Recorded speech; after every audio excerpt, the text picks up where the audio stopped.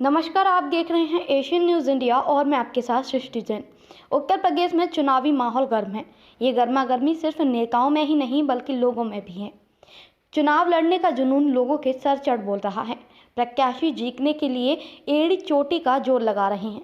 लेकिन उत्तर प्रदेश के आगरा की खैरागढ़ विधानसभा सीट से 74 साल के हसानुराम अम्बेडकरी जो कि काफ़ी चर्चित उम्मीदवार हैं, इनके चर्चा का विषय है कि ये इस बार अपना 94वां चुनाव लड़ने के लिए तैयार हैं, जबकि अब तक ये 93 बार चुनाव हार चुके हैं।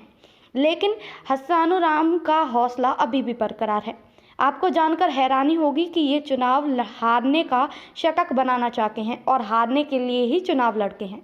अम्बेडकरी का कहना है कि जीतने वाले नेता जनता को भूल जाते हैं, जबकि मैं 100 बार चुनाव हारने का रिकॉर्ड बनाना चाहता हूँ।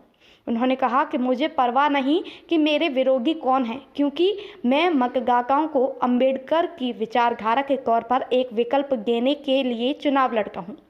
बता दें, हसानुराम अम्बेडकरी इस बार फिर निर्दलीय प्रत्याशी के रूप में नामांकन पत्र दाखिल कर चुनावी मैदान में उतरे हैं।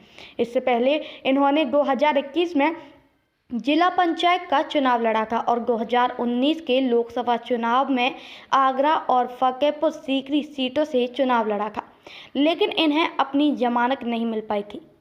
1979 में अम्बेडकरी ने लोकसभा चुनाव में फिरोजाबाद सीट से सबसे ज़्यादा वोट 36,000 हासिल किए थे। फिलहाल अम्बेडकरी अपनी पत्नी और समर्थकों के साथ घर घर जाकर प्रचार कर रहे हैं। उन्होंने कहा कि मेरा उद्देश्य हमेशा निष्पक्ष और भ्रष्टाचार मुक्त विकास और समाज में हाशिए के लोगों का कल्याण रहा है।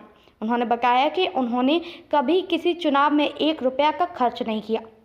अम्बेडकरी ने एक बार राष्ट्रपति पद के लिए भी नामांकन किया था, लेकिन उनका पर्चा निरस्त हो गया। बता दें, अम्बेडकरी 1984 में तहसील में सरकारी अमीन थे।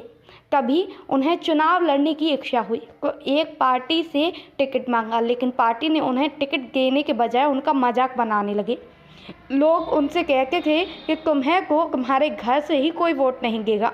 तभी से हसानुराम को चुनाव लड़ने की धुन सवार हो गई और तब से वे अलग अलग पदों पर 93 बार चुनाव लड़ चुके हैं और 100 बार चुनाव हार कर रिकॉर्ड बनाना चाहते हैं।